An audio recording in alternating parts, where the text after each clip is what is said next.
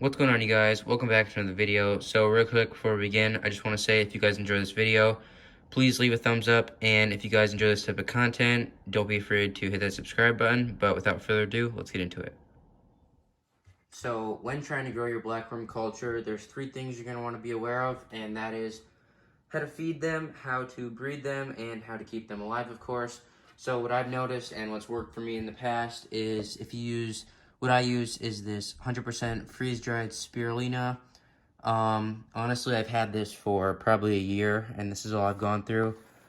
This is what it looks like. It's really just fine spirulina. It's like micro powder pretty much. But this is what I use to feed them. You can use any sort of fish food. I've also noticed in the past, like pellets and stuff work. I wouldn't recommend flakes. Those just seem to sit at the top of the water. But any sort of pellet will work.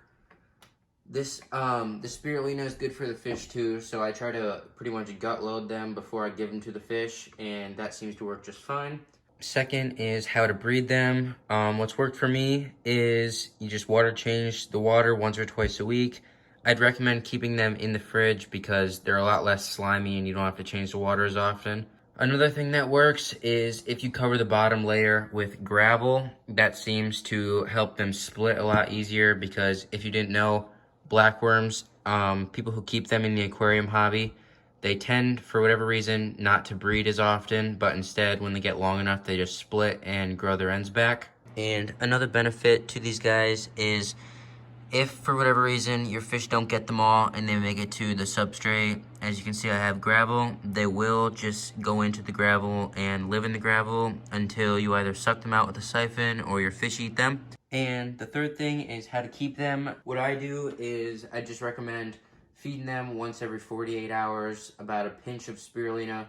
Depending on how many you have, the amount that I have, I've got a couple hundred. I just give them a pinch every one or 2 days. Water change once or twice a week seems to keep them just fine. And that's pretty much all there is to it.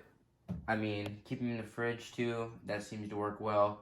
But when you feed them, the fish love them and they're really healthy for them.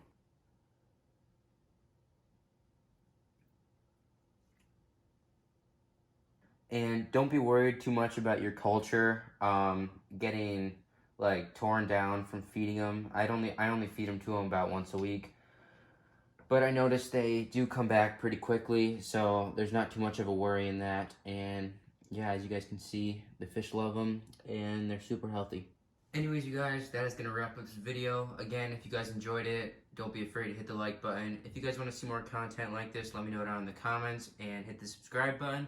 But until next time, I'll see you guys in the next video.